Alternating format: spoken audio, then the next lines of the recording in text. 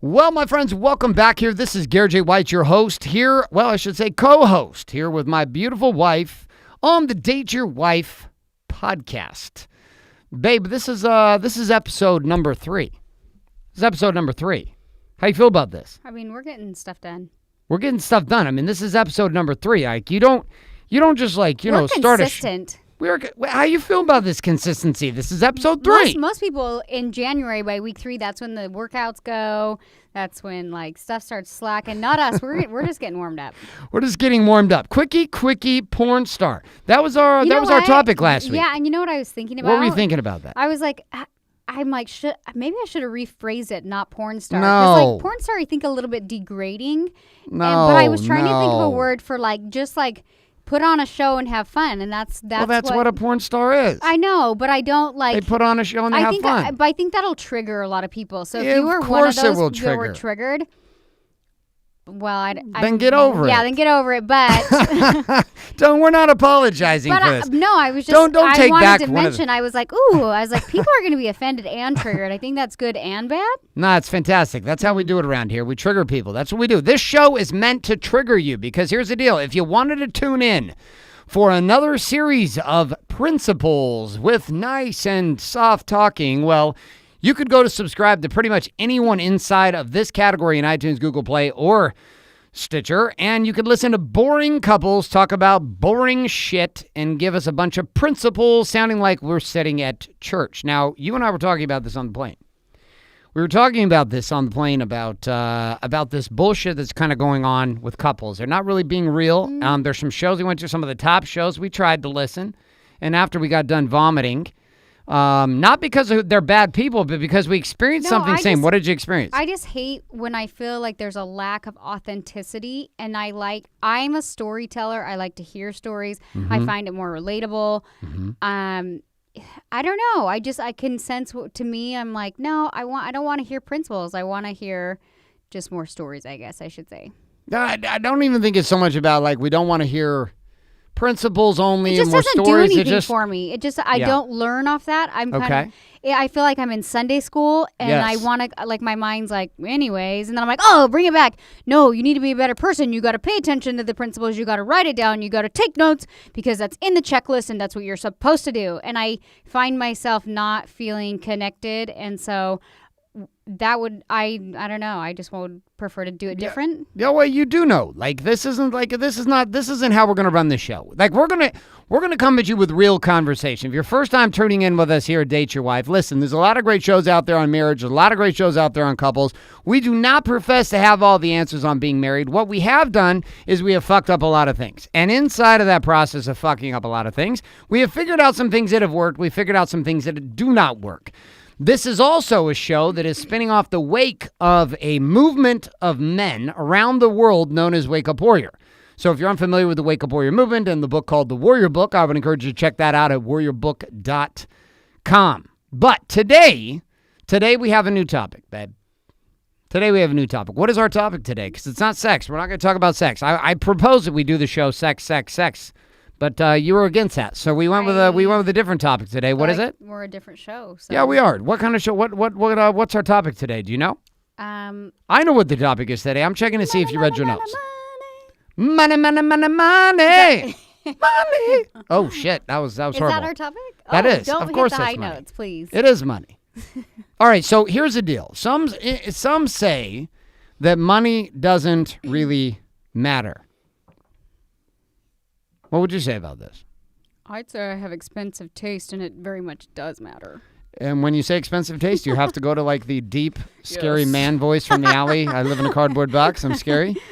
Okay, cool. So we got the man voice in place. We're going to set a frame on this around the topic of money, though, because money itself causes a ton of chaos inside of relationship. And we have gone the rounds, just like we have sexually. We have gone the rounds economically with one another. I have built empires. I have lost empires. I have given us a taste of abundance, and I have given us the taste of, well, pretty much saltine crackers and top ramen.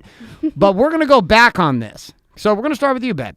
You're much better looking. I think that money can make or break a relationship. All right, continue with this. Go. Is that where you're going to go? Well, no, that's not where I was going to go, but that's a good place to go. Go. For us in our relationship, I just remember, like, I felt like things were good. Like, I was just like, oh, we have a beautiful home. We have kids. Like, our lifestyle is great. Like, not a lot to complain about. We hung out. We had a good time. Right. I didn't, like, I wasn't, like, passionately crazy, like, all into you. But I was like, that's just married life. Like, I felt like I was good. And then all of a sudden, when you strip away, like, the money and the homes and the cars, and all of a sudden chaos comes up and you're like, wow, how do we deal with this? And maybe I don't like you as much as I thought I did. And so it really tests a relationship. And I don't know. I think that's how I feel about it. So let's go back, because like part of the process here is I started down the path of pursuing money, and inside of that pursuit of money, I created some money, and I created a bunch of money, and inside of that, we had a different lifestyle. But before we get to that, because I didn't come from this, let's go to our backgrounds. We did this with sex, too. We went to this background with sex. Let's go to the background with money. So you were raised, talk to me, if you were describing the family you were raised in economically, and you did it in 1 minute or less, off you go. I would say I was raised in Utah, so a conservative state. However, I felt like we were middle upper class. Middle upper class. Like, what is it? Describe middle upper class growing up. What is this? What does middle upper class look like to you? A modest 11,000 square foot home. Modest 11,000 square foot home. Now, for any of you that were raised like me, which you're going to hear my story in a moment, you're going, that's a goddamn mansion. All right, continue. You get more for your money in Utah, but true. I mean, I was joking. There was at one point in high school, I did live in quite a big home. But even before that, I always felt like we lived in a nice but modest home. But my mom always like had nice things. You could tell she liked nice things. Like out of all the homes on the block, where they all look similar from the outside, people would come into our home, and my mom like kept things always updated and always looking nice, and like that's just kind of the kind of woman she was. Like everything always looked nice. And your parents were entrepreneurs though, also. Like your mom and dad were doing their own thing. What industry were your parents in? My dad owns his own company, builds custom homes, and my mom owned a bridal shop called Danielle's, actually. Did she name this after you? Yeah, totally, because I was the most favorite one. So you were the favorite child, and so they named the bridal shop after you. I don't really know if I was the favorite. This bridal shop didn't work out so well, though. No, I think she realized, like a lot of entrepreneurs, like, oh my God, I'm putting like my blood, sweat, and tears out of this to make a nickel. Like I was making more not being an entrepreneur. And so she sold her business because I think the amount of time that she was putting into it wasn't paying off like she wanted. And my mom was actually a really good seamstress, and that's why she got into that business. Anyway, she went into real estate because that's when the market and everything was starting to pick up. Mm-hmm. And I think it was just she'd gotten into real estate long before. Yeah, she actually did. She's good boom. She's she good was at in selling. It for a while, yeah. And so she was real estate, and my dad was in building, and they did well together. So my parents like were very different than this. My dad was a traveling salesman. And I did not go to the same school growing up every single year or know the kids from kindergarten, remember the school and how you used to play basketball with Bobby over in the park and you went to Sarah's birthday party. Like this shit didn't happen for me. I don't even remember the name of the schools we lived in or we went to. We moved that often. Like every year and a half, my dad was from a military family and we didn't have much. My dad, bless his heart, I mean, huge kudos to my father for hustling his ass off. My dad was gone all the time. And we moved all the time. And so we kind of had each other. And my mom had to figure out how to make life work on damn near no money. Because not only was my dad gone all the time, but my dad wasn't really successful. Right? There wasn't any economics. I mean, the money wasn't there. We lived in manufactured homes. We lived in, we just lived in a different environment. My mom and dad never just gave us money. Ever. Like, it was not an option. Like, you did not go to your mother and father and ask for money. This was foreign to me, but this was not foreign to you. You would go to your parents and ask for money. Yeah, but my parents, I think, because they were workers, it was funny, and I've shared this story before, but, I'd say, Dad, can I have $30? And he'd say, well, how are you going to earn that $30? And Good for him. Then my mom would, always slip me some 20s. Probably. Your mom was cutting her legs out from underneath your dad with money. I don't know. I'd be like, I need this. And she'd be like, okay, here's $20. Don't tell your dad. I was like, ha. We're going to talk about this in the parenting show next week. But this week, we're talking about money. Yeah. So overall, bring a summary here to the psychology of how you felt like you were raised and what you felt was possible. I was like I said, I felt like middle to upper class. I mean, we weren't like the wealthiest kids in school, but we weren't like we were well taken care of. And I remember you would like tell me stories, and my mind couldn't even wrap around it. But later, I realized when we were married why you thought through the way you did with things, whereas to me, because I was raised differently, right? The certain things with money and business, I was like, no, why would I do that? Do you know what I mean? Right. And I think you always like tell me the story of how you were raised, and you were like, we just ate cornbread because it was a nickel, and my mom could make a lot, and we were always really hungry, and that's what we did. And I'm like, oh, that was not my experience. Like my mom always came across to me if. Like she always worked. Like she kind of, so I think she had a little bit of maybe disposable income. I don't really know, but I never grew up feeling like in want of things, but I wasn't like overly showered with whatever I wanted as well. I was raised to feel that you could get whatever you wanted in life if you were willing to work, but no one was going to save you, which means and I didn't have it on. My mother stayed home to take care of the kids. She did fantastic, full-time fucking job there, and babysitting my dad basically. And my dad wasn't there. I hardly remember my father being around. My mom raised us, man. She was like the mom and the dad. She was both, and she had to learn how to deal with the fact we didn't have that much money. So one of the things we got to experience was powdered milk. Did you ever do the powdered milk? I didn't even know what powdered milk was. You experienced powdered milk. You experienced powdered milk probably the night that we went to Walmart for Christmas shopping on the hay bales in the back of the goddamn pickup truck. The next morning, I went to pour a bowl of cereal, and your mom was like, honey, there's milk in the fridge. I was like, there's some green shit in there. No, this we wasn't food colored it. Yeah, it was St. Patrick's Day. Yeah, it was St. Patrick's Day, and I was like, oh, that's gone bad. It's severely green. And she was like, oh, no, we food colored it. And I was like, fucking Irish. Yes, we're Irish. That's what happens when you're Irish. I just had never heard of powdered milk, and I was like, what do you mean, like powdered? Like, tell me more. Yeah, literally, like, powdered milk was what we were raised. My mom made bread, cornbread, and powdered milk. Now, here's the deal. I never went for hunger. I never went for not having a roof over my head. So it's not like I'm not saying, like, we lived in dire straits. I didn't live in a van down by the river. My mom hustled to take care of us. I never went for want. I just didn't know I could want anything more than I had. So when I married Danielle, shock to my amaze here, being a married man, I was like, what the hell is this shit? My wife wants to spend all the money on all the stuff that is worthless. And so the fights began. We began the war. The war began when we were young. The war began in our first apartment, and I was like, I remember our dog's literally sitting at the door whining at us. Keep talking. I'm going to let our dog in. We're in our podcast studio. If you're not watching this, we're in a podcast studio in my office. My wife brought the dog from the salon. She's our mascot. Her name is Chloe. She's 14. She is a sweetheart. And I take her to work with me because we used to have two dogs. We had a pit bull and a weenie dog, and the pit bull was hard for me to manage. So I actually gave my pit bull to my assistant who loves. Oh, geez. Drush, Chloe. If you're watching this on the video, you can see Chloe. Hi. She's crazy. Anyway, so I take her to work, and then I sometimes bring her with me to the podcast studio. Okay, so we have her in a podcast studio. Now let's move off the topic of the dog because the whining has stopped. Okay. So money became an interesting game for us. Yes. Like, I didn't even know how to talk about it. I thought Danielle was literally a psychopath. I thought she was a greedy. I thought she was selfish. I thought she was entitled. I thought she was a spender. Yes, because I was like, how is it possible that this woman wants to spend our money on all this shit? I want to experience life. Well, exactly. But see, I was raised in a world where you save Persevere. money, but you make money, and very few people I knew ever made money. So if you made money, you were already a champion. And then inside of that, like, no one had ever taught me to invest. No one had ever taught me to save. The only thing I knew was make some money and spend my money, but I would only spend money on business. I would struggle to spend money on you. You still are a little bit like that. And I still have symptoms. It's like a recovering, crackhead. All of us have selective cheapness. Okay, talk about this select cheap bastard thing and how it caused us, because you're a cheap bastard.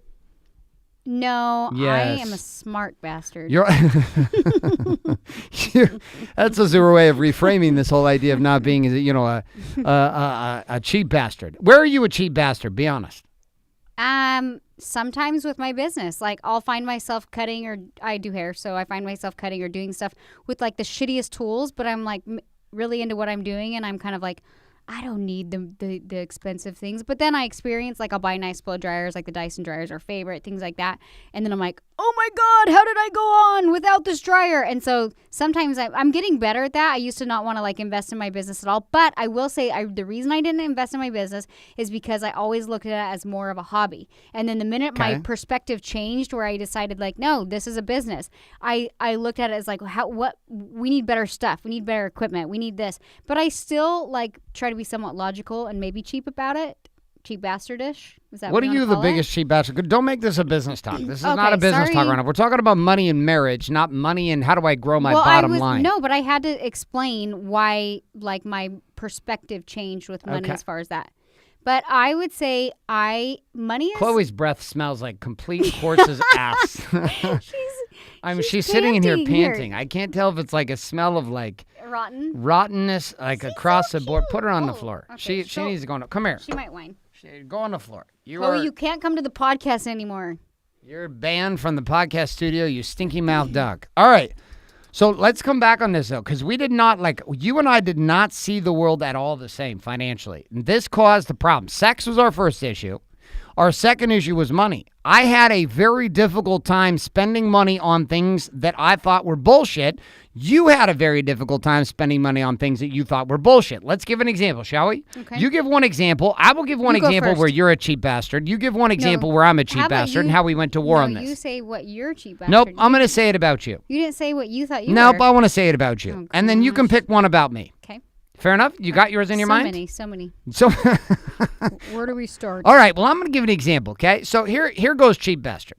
So I have a new office in Laguna Beach, California. The sun comes in through these windows like crazy. It gets hot in the office. So I invest around $3,000 in blinds, special blinds to go inside of all the windows. Danielle breaks my balls over these blinds, for weeks, and then would walk into the office and break my balls about, again, spending money on the blinds. But at the same time, would travel to Newport to the mall.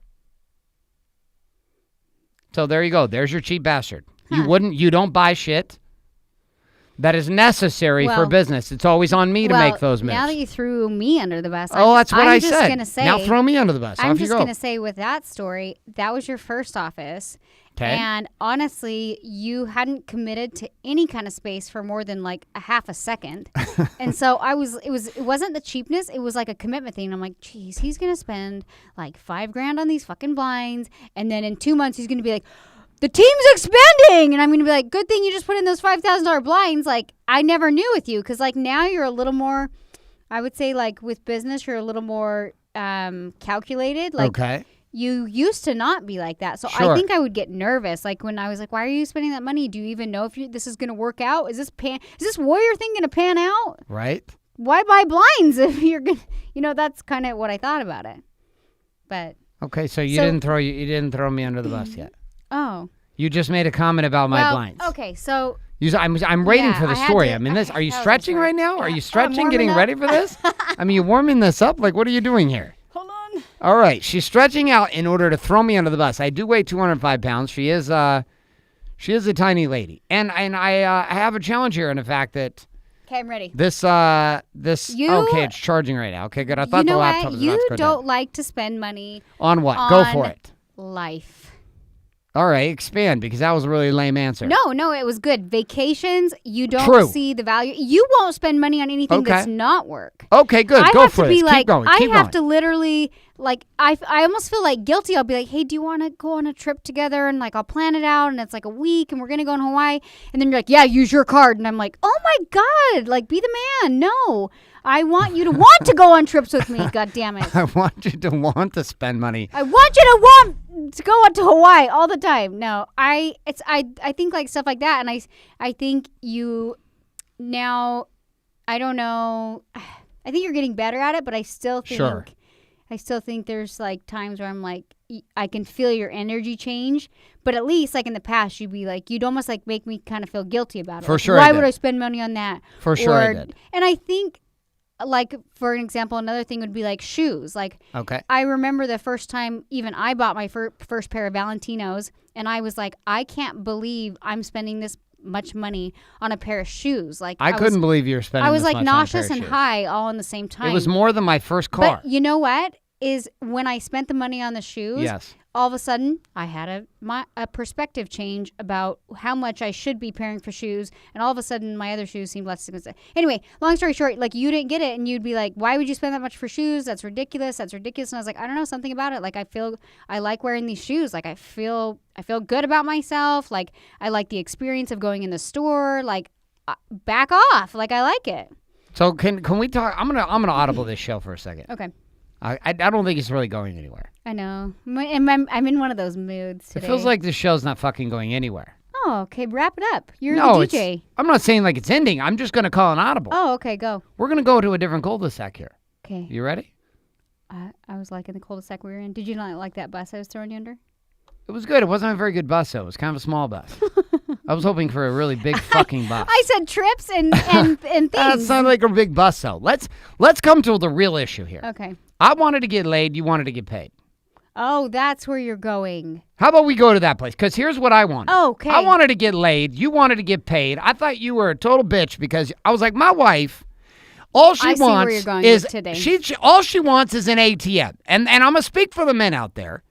A lot of this like desire for safety and security comes down to a man getting paid. And so I kind of felt like the only way I had any value was if I made money. Vice versa, I kind of threw you in a position to feel a few things about sex. What were they? Like my wife should want to put out. Well, you were basically like, you were like my, I don't know. I was your ATM and you were my, you were my porn star. I'm just spinning off your own words from last show. Well, yeah, no, women crave safety and security, and if they're not at some level, and safety and security doesn't always mean money, but I would say like 8 out of 10 times it does. It does. 8 out of 10 it does. And so if they don't feel safe or secure, they're less likely to be vulnerable, including like want to have sex with their man. Is it hard if your husband cannot pay the bills to want to have sex with him, yes or no? Yeah, I think in my experience it is. Like, it's kind of like, I don't know, you're not attracted to him in the sense that you're like, come on, pull it together, buddy. Do you know what I mean? Right. Even as a wife, like there was times I'm like, I want you. I want to have sex with you. I want this, but I'm not attracted to you. Like I'm not feeling it. You know what I mean? And then it's interesting, like as you started to produce more, you became more confident, which then I was more attracted to you. And so it kind of... Which then my story became that the only way that I was getting laid is if I got paid. So what's your rebuttal to this? Safety and security. Women want safety and security. Safety and security equals sex. Is this what I'm hearing? As much as that might trigger people, I just think there's a lot of truth behind that. I think there's a lot of truth behind it too. Like I think the one thing I had to come to grips with. I have to say this really quick before I forget. Yes, okay, good. People will judge that and say, oh, superficial, blah, blah, blah. But it goes both ways. Like, they don't judge the guy, but they'll judge the girl because she wants safety and security and wants to be taken care of. And so they automatically, like, you look at the young girl who marries the older guy and you're like, oh, she's just in it for the sugar daddy. And you're like, you don't think he's in it for, like, this hot wife? He's in it for the tight ass. Right. Like, he's all about what I'm saying is that doesn't mean they don't have a good relationship. They don't connect. Maybe they're way happier together because they're fulfilling each other's needs that they didn't have with their previous partner. But it all comes down to safety and security for the girl, and a lot of times. Well, we've watched this happen. We've watched this happen in a lot of relationships. We know friendships, they get divorced, and both partners go one direction. Like the guy tends to go find a younger girl who's like all up in it sexually, and then the woman tends to go find a guy who's all up in the money. Like this happens like constantly, and they look past it. Now, this was a really hard thing for me to grip as a man, that not only was my responsibility to produce, but the more that I produce, and I'm not talking about it a dollar amount, because that dollar amount of safety creates for you a whole bunch of things. Like I have family members right now and friends, very close individuals around us, whose husbands are not getting it done.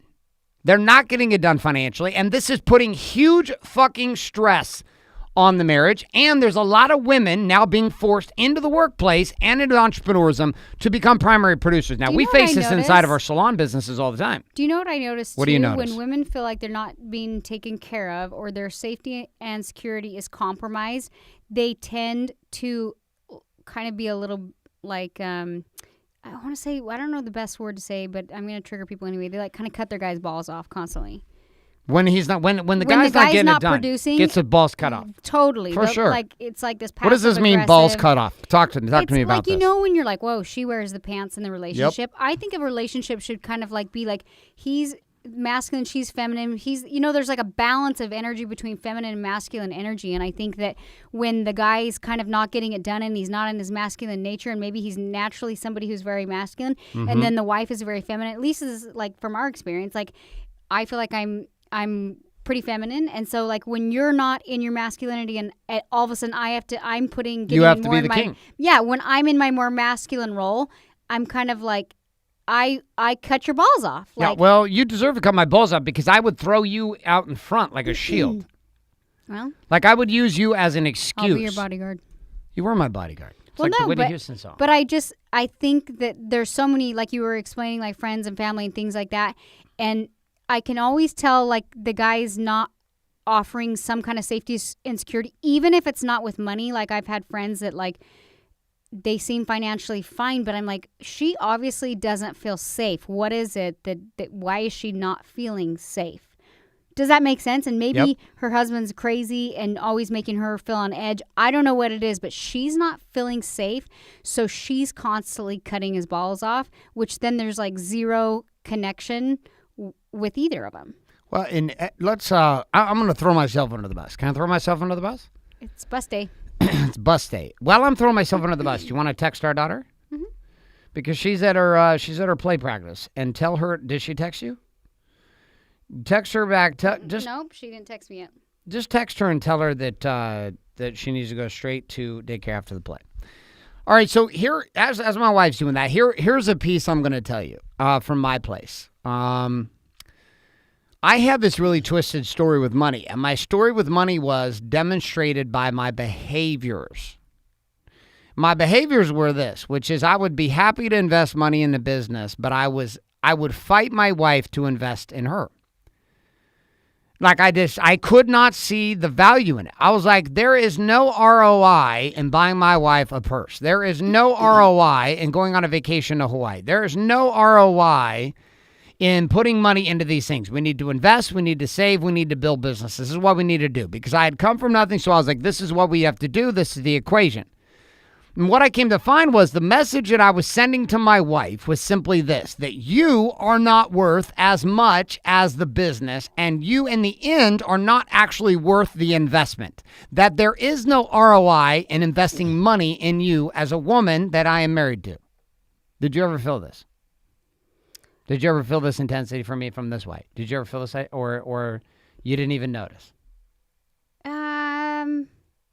I just thought you had some self issues that you needed to work through. I didn't really know. I think that women, I like gifts. I think my love language is gifts.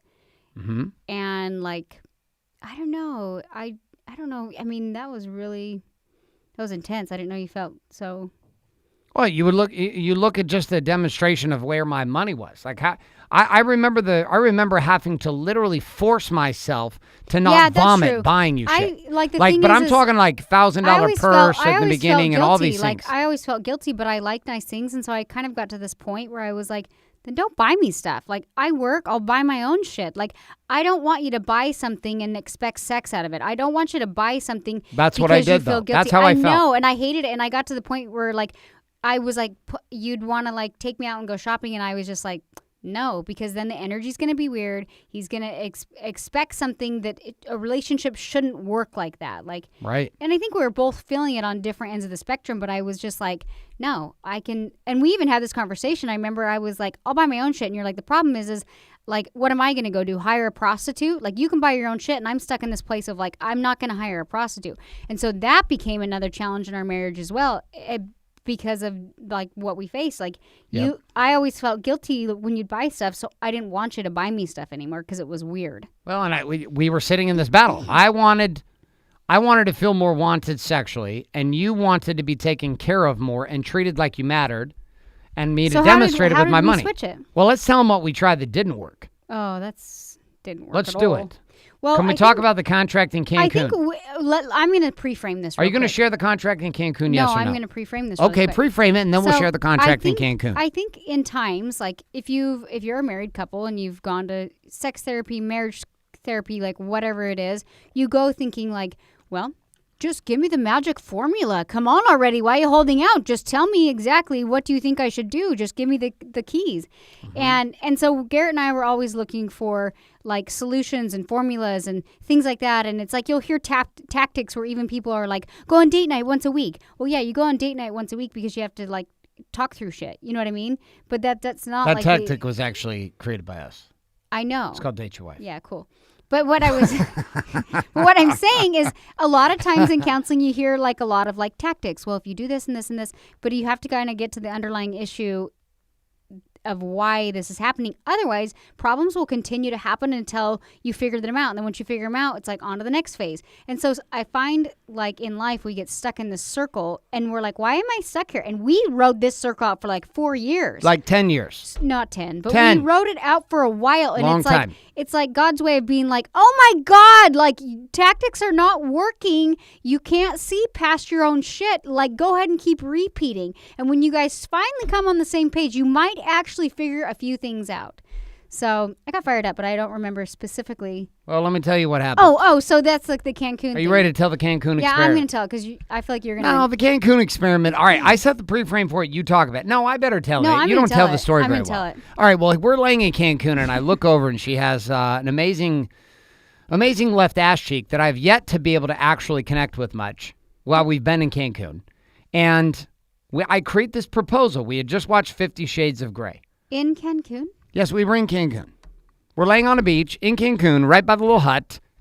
You're lying there, ass cheeks hanging out with the swimsuit. I'm thinking, shit, I want to get laid.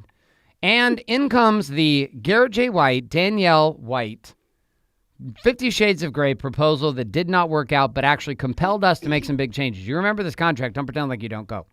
Okay. What was the contract? You said you wanted to tell the story, so I'm letting you. Well, basically... No, basically. They want to know the details of the contract. The contract was... It was simple. It wasn't complicated. The contract was like, listen, if my love language is acts or gifts, and yours is sex, why don't, like, you buy me a gift? It was like, I can't remember specifics, but it was like, you buy me 3 gifts, and I put out, or we have sex 3 times that week, or I don't remember the specifics. That was it. It was 3 for 3, remember? Oh, 3 for 3. That was the contract.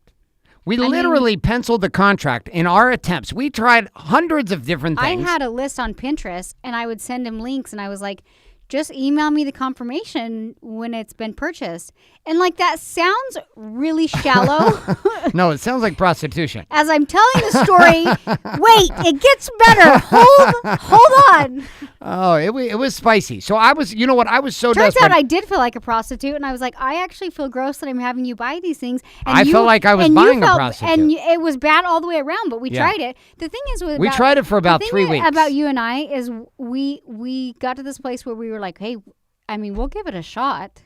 Worst case scenario, it doesn't work out. Worst case scenario, you got sex and I got lots of gifts. Well, we went for 3 weeks on this. We tested this 50 Shades of Grey, 50 Shades of White, the White's contract, the sex and buy me shit contract. I thought, it would probably work. I knew it actually probably wouldn't work, but I was like, you know what? I'm willing to give it a run for a few weeks. So we did. For about 3-4 weeks this lasted. Danielle would send me links. I would buy shit. And then I would come in with the needy 15-year-old eyes. And I would be like, okay, I just bought you shit. Now it's time to get laid. And I remember sitting there one night after like 2 weeks or something into this contract. And you were not exactly excited about the sex. I mean, it was like what I call vaginal masturbation. You've heard me say this before? I was like, let's do it. You're not even up on the microphone. We can't even hear you. Yes. You've heard me say this before, vaginal masturbation. Yeah, but I don't, like I said with my theory last week, that's not a problem. You just have to make sure 1 out of 3. I got it. Okay, so it was like, but it wasn't even like quickie because you were kind of energetically resistant to the fact that you were having sex because I'd bought you shit. Yeah, it was hard to get into it. I was just like, eh. It was tough. So we're dealing with these two things. I was like on my phone. I was like, hold on, babe. Just keep going. I got this email. Oh, shit. I'm almost done. How are you doing, though? Are you doing okay? Are you done? How many more seconds? Can you give me a bad. timeline? Oh, it was bad. So, like, this contract did not work out. Needless to say. We shredded the contract as yet another one of our failed attempts at trying to connect. And what we ended up finding at the end of the day was we had two problems. One problem Danielle learned to solve inside of a world we discussed last week's show. We talked about how both of us had to shift in the topic of sex. I had to change my story and stop acting like a victim. Danielle had to change her story and start being willing to connect and let down and submit to the game. So those two things had to happen. This week inside of money, the same thing had to happen. I had to stop buying and investing in her and our family with the catch-22 that this is going to get me laid.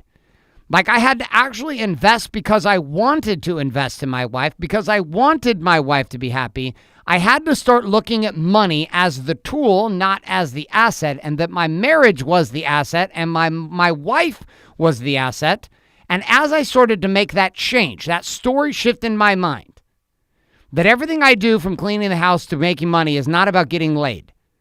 That at the deeper level, like, I actually want my wife to know that she matters to me. And one of the ways I can show her that she matters is what I do with my money. What would you add to this? Is Bailey calling? You're calling Bailey. Yes, sorry. Is she answering? She's not answering. She's in the restroom. She's in the restroom. Okay. Anyway. She's at school, though, still. I know. Does she text back? Yes? Keep it going for 1 second. All right, I'm going to keep it going. Okay, so we're going to come back over here. So this was the big shift for me, was being able to see that money itself was like we would leverage money against, I would leverage money against Danielle the same way I felt like she was leveraging sex against me. I was like, this woman can hold all the cards with sex. Well, you know what? I'm going to hold all the cards with money. And so I would use money manipulate the same way she was using sex to manipulate. And there we were, two manipulators manipulating the shit out of each other. Obviously culminating with arguably one of the worst marriage contracts of all time. The 50 Shades of Grey, 3 for 3 strategy. 3 times a week I buy you shit. 3 times a week we have sex. Which lasted about 2-3 weeks. And then we spun off into a bunch of other chaos, which led us to therapy, which led us to a whole bunch of great conversations, which led us to more work, which led us to bigger breakthroughs. But my change had to come in the way I looked at money. I had to actually see my family as more valuable of an investment than just my business. My business, it was easy for me to spend money. It was easy for me to invest. It was easy for me to double down. But when it came to investing in my wife, like truly from joy, that I wanted to invest and buy my wife things. I wanted to invest in a new home. I wanted to invest in a new kitchen. I wanted to invest in a vehicle for the family that was better than the one we had. That I wanted to do this versus feeling like I had to do it, and if I did do it, then I wanted to get laid. Do you think that in marriage, like when couples are unhappy, they're in the back of their mind, they're like, well, why would I invest? Like we're not in a good place. So they'd rather take that time and invest in what is working because it validates them more. Oh, yeah. I mean, you and I both... I wasn't asking. That was more like a statement. Oh, that was you stating. All right, well, there you go. You didn't even have to ask. She was just telling you. Okay, so we're going to culminate this show on this idea of money. Money matters, but one of the keys I'm going to bring to the show today, I don't know what you're going to bring to the show, is your final point. So you spend some time and think about that for a second, Princess. And I'll bring my final thought. Here's the deal, gentlemen. Your wife needs to feel secure, but not secure in the way you think. Yes, she needs economic security, but what she needs to feel the most secure in is that you are willing to invest in her financially. And that with it, there's no strings attached. There's not a sense of, when I buy you this, then I get a blowjob. When I buy you this, then we get to have sex on the couch. Like, there's no strings attached. You're just like, listen, I love this woman. I love my family. And I'm going to let my money do the talking for me as a married man, and I'm going to start investing in experiences for my family. Hence why the vacation game finally is something that clicks for me. I wouldn't be lying if I didn't say there was a piece deep down inside of me. It's still dealing with a little bit of the residue from that. There is. We're going to Maui for like 7 days. We just came back from Cabo. We went to Park City. We're doing all these different trips. It's different for me. It's new for me to put the money in and go to these kind of places and do these things because, again, my brain had been so trained for so long that does not give you an ROI. Yet the greatest ROI I've seen in my life hasn't come from my businesses. It's come from the investment in my marriage and my children. Quick question. So say there's women out there that maybe I don't know, maybe their love language is not gifts, or they don't care as much about sex. That. No. Like about maybe they say, oh, well, I don't need fancy trips and fancy shoes and fancy bags. But at some level, like they crave some kind of form of security. And I don't know. My question for you is, are there men out there that they're like, hey, I provide a roof and I pay for our kids' school. Like you should be all over me. Like the bar maybe did I require you to set the bar higher? Because I'm just asking, like in a situation like men might be like, well, my wife's not really into that kind of stuff, Garrett. She doesn't care if she has a pair of Valentino shoes. She doesn't care. So like as a guy, what would they do to show more security, I guess? You figure out what your wife actually wants. Like the flat out, and the crazier part is there's some of you, there are guys I know who's, like, we back away from this topic of, like, having to buy Valentinos and going on expensive vacations, and we just make this about the topic of money. Like, at the end of the day, married couples go through two topical conversations that happen all the time. Third one is kids. First one is sex. Second one is money. Or you flip them, you go money or you go sex. We're going to have a lot of different topics around money, but at the end of the day, the man has to be able to show that he's willing to invest the money in the woman, but the woman has to be willing to receive that's that the other investment. Point. That was the other point I was getting to is, like, if it's kind some of, women don't receive this. They'll reject it. Yeah, because there's a lot of guilt. You don't understand for women, like, even if it's not like, oh, I have to, in exchange, I have to do something else for him or whatever. It could be like there's a lot of guilt of like, oh, I can put this money into my kids. I don't need it. Or I don't need this. Like, so they have to learn how to receive as well. And the thing is a lot of, in my experience, it's like, oh, I don't need nice things. It's fine. I don't need it. But then when you do, say you have a nice car, for example, you're like, oh, wow, okay. I do kind of like this. I do feel taken care of. It turns out I like my BMW or whatever it is. Whatever the car is. Yeah. And so, like, for women, like, I would feel like if the husband came at it like, babe, like, I bought you a new car, like the girl might feel like so much guilt. And so from a woman's perspective, it's like we have to be open to receiving and kind of taking that gift and being like, thank you, and appreciative. And I think sometimes, like, women have got to even have the courage to ask for it because they don't value themselves enough. Like the man may not even know that she's wanting anything because he thinks, well, I've been around guys who, like, their wives they say, well, my wife's simple. She doesn't need stuff like that. And I'm like, well, is that because she's simple and she doesn't need stuff like that, or because she feels too terrified to actually ask you for it? There's a lot of guilt. Because there's so much guilt on her side. You agree with this? Yes. We have people that work for us who, like, you know who I'm talking about, who weren't raised with a ton, and we keep converting, like, hey, nope, get a nice car. Nope, move down to Orange County. And then slowly I'm like, see, you like the bougie life. Like, and they're not people that would even, they go to swap, like, you know who I'm talking about. Can I say who I'm talking about? I do, like swap meets? No, I'm thinking like people, like your mindset's totally different, and even the girls will be like, I don't need that. That's not me. Oh, for I don't sure. like that. And then it's like you start to experience these things in life, and you're like, oh, I like this. Oh, this is nice, And I don't know if it's a sense of like safety and security, but it's such a mind game.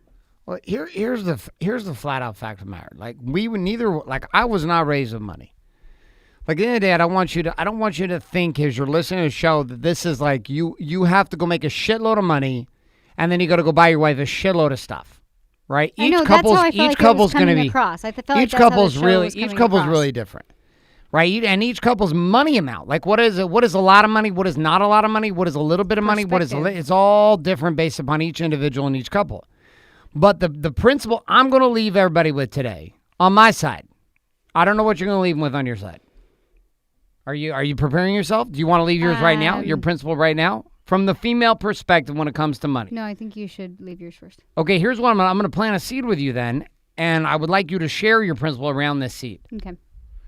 How can a woman powerfully support and or invest emotionally in her husband to actually encourage him to become a bigger producer? Like, I wanted to hunt for you, and I wanted to bring home the bacon. I've never met a man that doesn't. Yeah. But how can a woman go about supporting a man, even if she's a producer, to support her man to be the king, to go produce bigger? Well, the only thing I could leave you with, and the only example is, for me, I could hold my own and I could produce, but I didn't want to. I still wanted to be like taken care of. Like, I still wanted to be the woman, and I wanted you to be the man. Do you know what I mean? That's what I wanted. I knew I connected better with you. I knew that even though, like I said, I could hold my own, that's kind of what I wanted with you.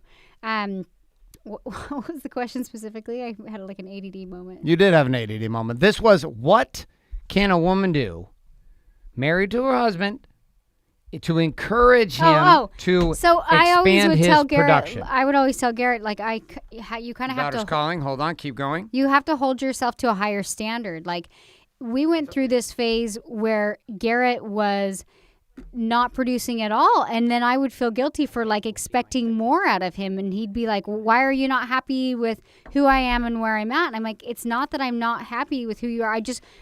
I know you're capable of more, and I felt like I would always kind of hold him to a higher standard, and a lot of times it probably triggered the crap out of him.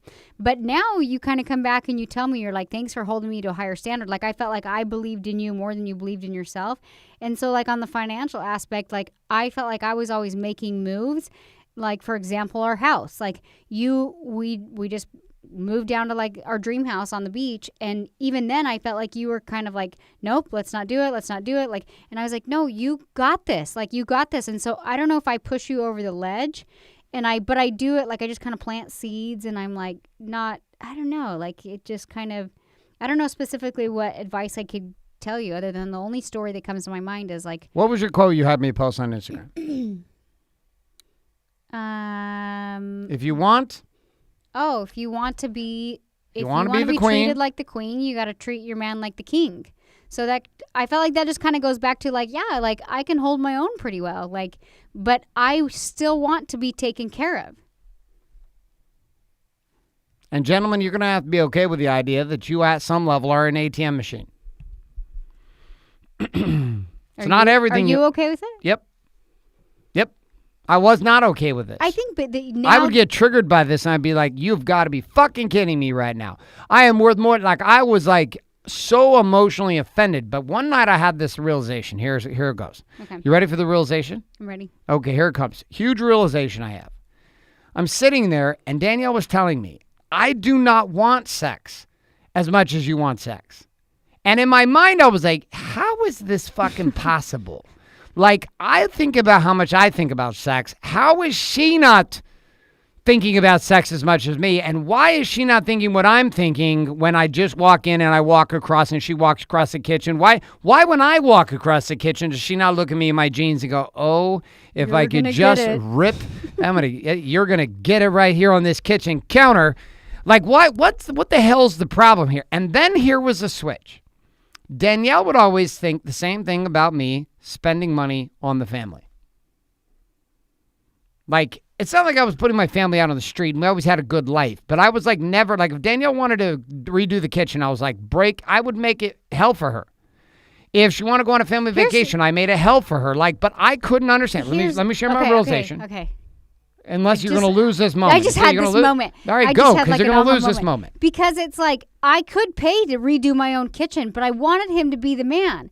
And so I was like, gosh, damn it. Like, I want you to pay for the kitchen and, like, enjoy it. And then, like, you wanted me to want it. Yeah. And I wanted you to want to get naked a lot. And you weren't wanting it, and I wasn't wanting to spend lots of money on shit I couldn't see any value in. When we accepted this, we actually figured out how to surrender on both levels and create balance where we're like, hey you. Hey, and there was moments, there became moments. It was always when you weren't noticing. It was when you weren't watching. When you'd want to give it to me? No, like, you do this thing when you walk in the kitchen, you're like, hey, babe, you thinking what I'm thinking? I'm like, I'm not. No. And now that you phrase it like that, no. But there are times, I will tell you this. I was trying to give you a compliment. You messed it up. Okay, go. There's times where, like, you don't notice I'm watching. I'm like, oh, he's cute. Cute or, like, sexy? Yeah, like, sexy cute. Like, you want to rip my shirt off? Kind of. but like that wasn't there before. Do you know what I mean? Right. Like I didn't have those like sparks anymore. Like I had lost that, and I was like, we have those sparks a lot now. Yeah, and now I feel like it's kind of come back. I'm like, oh, and it's because we both surrendered and invested in each other. I think that's it. Thanks for coming, and we'll see you guys next time. So there we go. We finally got to a point here. Yeah. It took us 49 minutes to get to a fucking point, but we got here. And I'm going to leave my final point. The realization I had that night when I was sitting and thinking about this, I was like, my wife feels the same way about sex as I do about buying purses, going on vacations, and paying to redo the kitchen. Like the same resistance I'm demonstrating as a man when it comes to investing money in my wife and my children is the same kind of resistance that she was demonstrating inside of sexuality with me. And I had this weird idea one night. I was like, what if I stopped trying to get her to want to have sex with me, want me? What if I just learned to want to go on vacations, to want to take my wife shopping, to want to invest in my wife in things that she thought were nice that I didn't give a shit about? Like, I was a guy that was absolutely okay. Now, things have changed recently over the last year or so, and I definitely leveled up my clothing game. But nonetheless, inside of that, like, it took years to get to that point for me. And that was not the case for me in the beginning. And I had a very difficult time, but the shift was in me. So I want you to see this. I got laid more, and I got paid more by changing my story inside myself, which was this. If I want my wife to change, or I want things to be different for us as a couple, this demands change with me. And the final thought I'm going to leave with you today from my side, and then Danielle gets to leave her final thought, is this. Gentlemen, you must demonstrate with your money that your marriage matters. So when you tell me things like, I cannot afford a babysitter, what you are saying is, I cannot afford a marriage that works. We cannot go on a date night, Garrett, because I do not have the money to do this. Now listen, if you were a man who knew that your marriage was on the line, I can fucking promise you that you will find a way to get a babysitter. You will find a way to get someone to watch those children. You will find a way to get things coordinated so that you and your wife can spend time together. This is not about how much money you spend. When we were first together, we would go to this place called Jacinto's, and I would spend like $5 on tacos and some tortilla shells and ice cream cones and a 25-cent movie. Like, this is not about how much money you're spending, but it is a willingness for you to view your wife and your family as an asset that you invest in, not just in your business and not just in your job. That's all I have. I don't know. I'm going to follow that up. I mean, that was pretty good.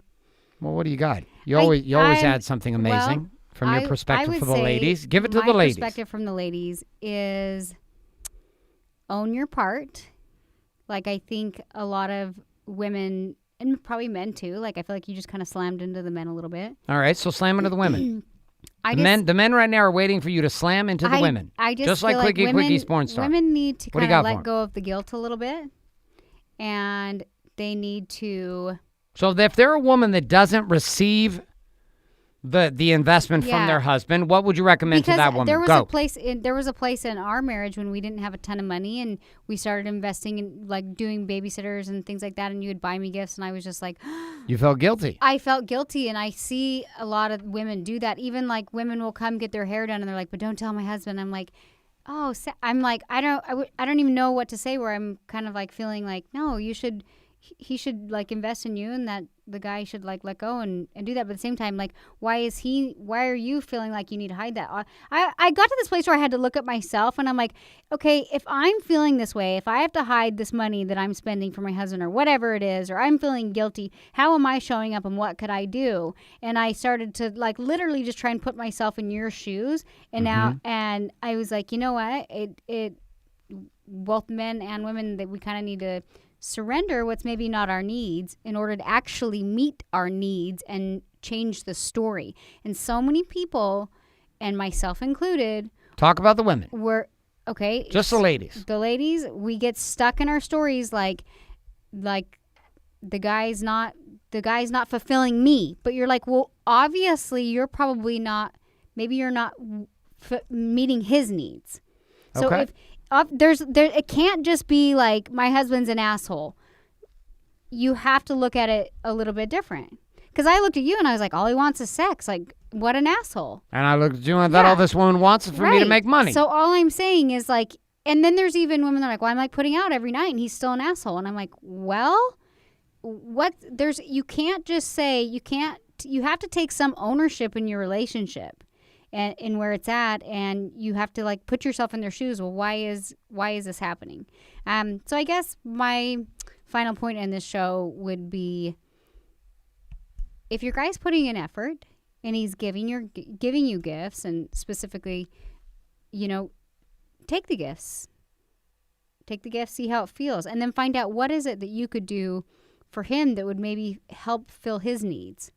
And if you can do that for a bit, it's weird because you may not want to do the act of service or whatever it is your guy wants, but then because your needs are being met, it's different. All of a sudden you're like, oh, I kind of want to do this because my needs are being fulfilled. And then at first it's weird, and then you find harmony, I guess. You find harmony in meeting each other's needs.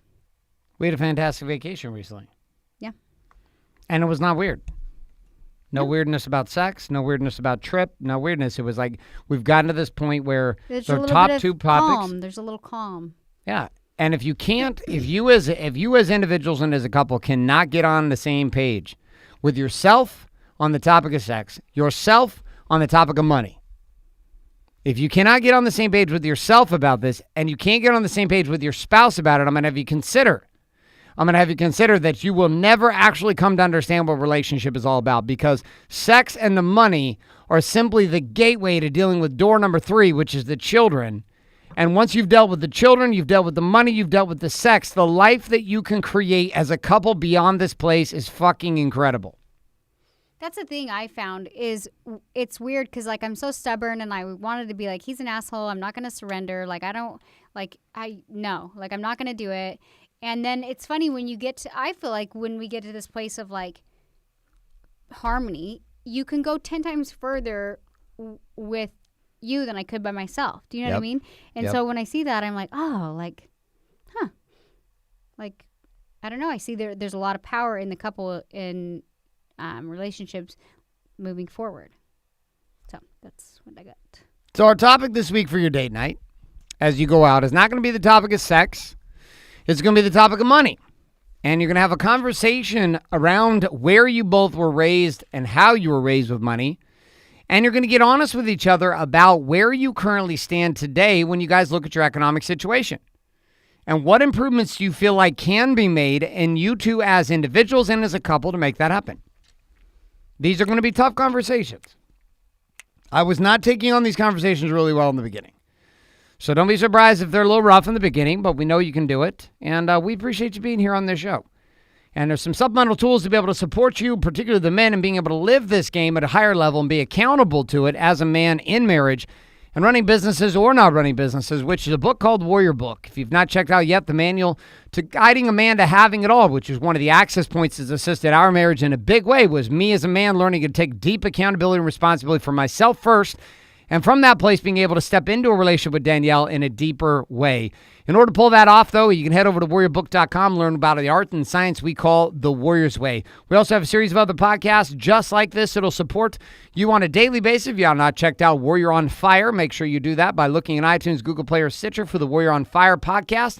As well as this show coming here every single week. We'd love for your subscription if you're not subscribed to the show, and we'd love a review in iTunes, Google Play, or Stitcher. If you have not left us a review, we are the number 2 show in podcast iTunes right now in this category when it comes to marriage, relationships, and family, and we're going to take down number 1 with your help. We're going to keep coming back. This is episode number 3, which brings a wrap.